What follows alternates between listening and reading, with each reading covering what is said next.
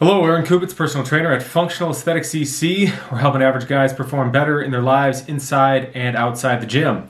So in today's video, I'm going to be going over the fourth pillar in my hybrid strength model of training, and that is power. So this is going to be basically a four-part video. I'm going to be talking about, first and foremost, what is power? Secondly, why would you want to train for power? And or the benefits of it, and thirdly, the context in which, like when to implement it in your programming, and then finally how to implement it. So kicking this off, first and foremost, in my previous videos when I was talking about strength and what that is, so like oftentimes strength training gets lumped together with, body weight exercises, any sort of thing that where you're moving against some sort of resistance, right? And while doing push-ups and sit-ups and stuff like that can actually, and planks, can be strength training for some people, once you get where you're doing, 20 push-ups or more, for example, it's no longer really a strength exercise, and it becomes more of an exercise in endurance. Now, some of the calisthenics guys might argue with me, but it is actually more of an endurance type of activity at that point. So it's not to say that with calisthenics that you cannot increase your strength and stuff, but you have to do a little bit more novel ways than you say you would with free weights, where it's basically just put more weight on the bar.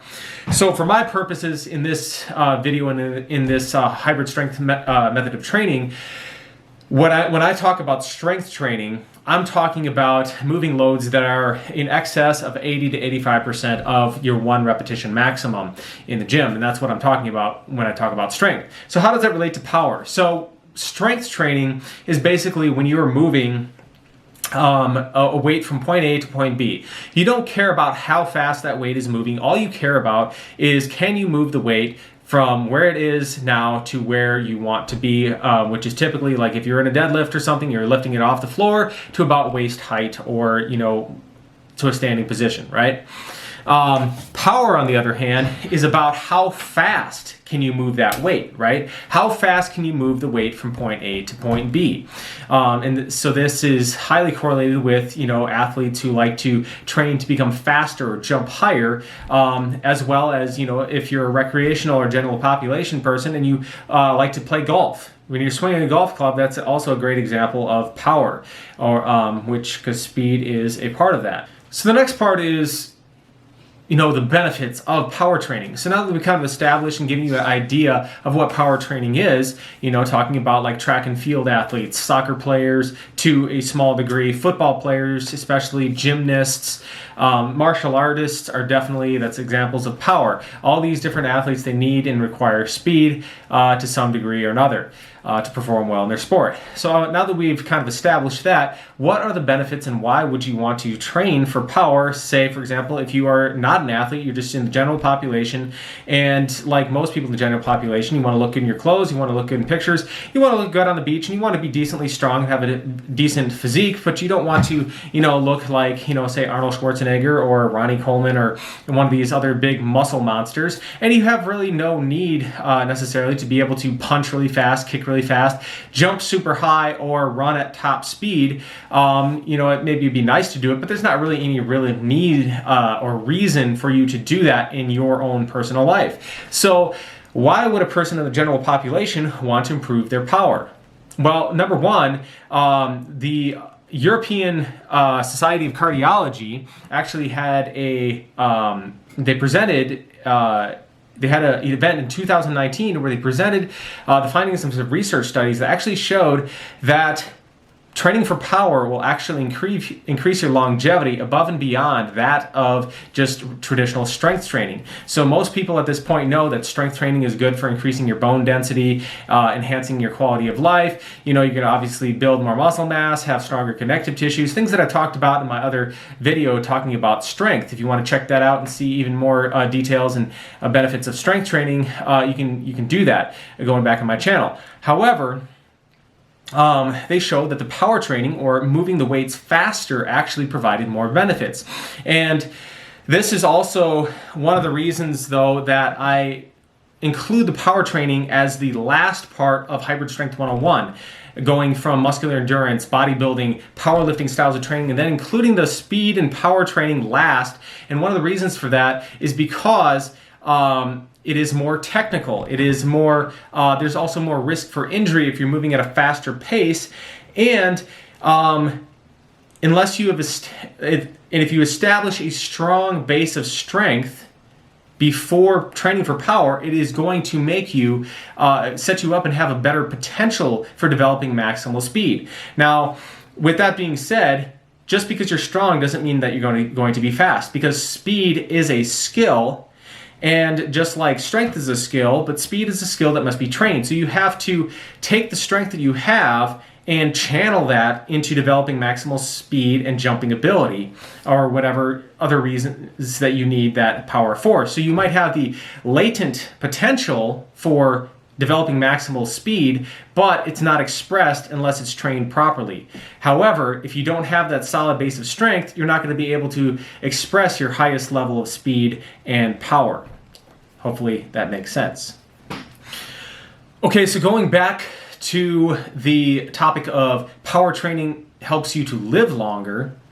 Another part of that was that there was a study that was done in the Journal of Strength and Conditioning, which took adults between the ages of 60 and 80 years old and had them training with either regular strength training at regular speeds, or doing power training where you're moving the weights faster. And they found that the faster you're moving the weight, it had better effects on strength, obviously speed and power, but also muscle mass, body composition, and just overall functional capacity, and so the ability of your body to perform in a physical environment.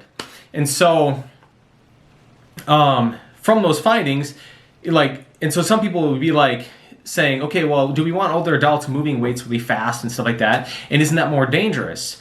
Well, yes, it is more dangerous. So that is why in the hybrid strength model of training, I start out with developing strength, or a technique, mobility, muscular endurance, getting your form right, building that solid foundation of strength, so that by the time you get to that power training and the speed and you're doing things like that, that you are actually ready for it. You've built up the connective tissue strength, and there's less likelihood that you're going to injure yourself. And because now that you've developed this more strength and power, because here's the thing, you can increase your bone density, increase your strength and stuff by using machines and some free weights and stuff like that in a controlled environment, moving in one plane of motion. The problem is that most things that you encounter in everyday life, say you're out there in the wintertime, there's ice and snow and whatnot, or you're down by the lake and you're walking down the hill or something and there's uneven terrain, most of the environments that you encounter in day-to-day life are not in those regular planes of movement that you move in when you're in the gym or in doing exercises on your living room floor, right? So that is why you want to prepare your body to train like that. So it's kind of like Bruce Lee said. He's like, don't wish for an easy life, pray for the strength to endure a difficult one. And this doesn't mean that you need to be making your life extremely difficult, but there is some application here. Do you try to make your environment easier for yourself, or do you try to make yourself prepared for the environment so that that environment doesn't seem as stressful anymore?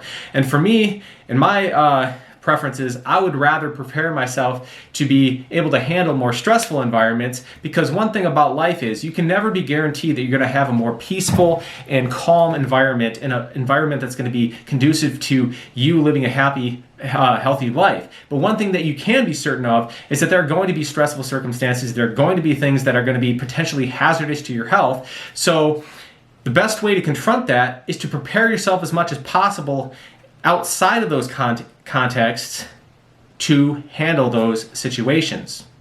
Okay, so now all of you, let's say Gen Pop people who are not athletes and are saying, okay, well, if I haven't already convinced you previous to this with that longer lifespan and stuff of why you should train for power training, the people who just want to look better and stuff, let's see how power training compares to that.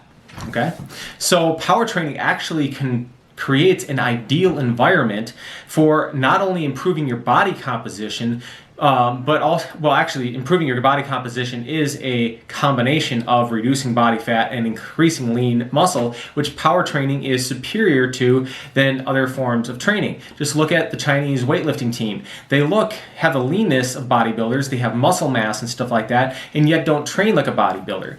Now, when you're doing powerlifting training or bodybuilding training, it's very heavily reliant on your diet to achieve a lean physique, right? And most of us have heard by this point that abs are made in the kitchen. You can't outrun a bad diet, that you have to eat appropriate to that. But there is one caveat to that, because power training has been shown to actually improve body composition even with suboptimal dietary practices. And some of the reason for this, if you look at, say, for example, you look at, track athletes, sprinters, and things like that, CrossFit athletes, and of course, Olympic weightlifters, the hormones that they're inducing, and also the large amount of muscle mass that they're using in the course of performing these exercises creates a hormonal environment and a calorie burning environment that facilitates fat loss. Then also, because the muscles that are primarily used in power training are those type 2 muscle fibers, which are responsible for strength, speed, size, those kind of things, power training is also going to be superior for building more muscle mass, just because it's going to rely more heavily on that. So you're going to be building more muscle. You're also going to be creating increasing levels of catecholamines, like your adrenaline, noradrenaline, human growth hormone. You're going to increase testosterone to a smaller degree and stuff, and it's going to help to burn that body fat more efficiently. Not to mention, as I stated before, because you're using so many different muscles all at once in the course of performing the exercise, you're also going to be burning a boatload of calories when you're doing it, making it easier to maintain a calorie deficit or not go over your calories, meaning that you'll be able to stay leaner more easily. Okay, so wrapping up this video, how, in a general sense, can you train for power? So general recommendations for training for power is, once you've established a good base of strength and you kind of have an idea of what your 1 repetition maximum is, for power training, usually you're training with loads that are between 30 to 60% of whatever your 1 repetition maximum is, okay?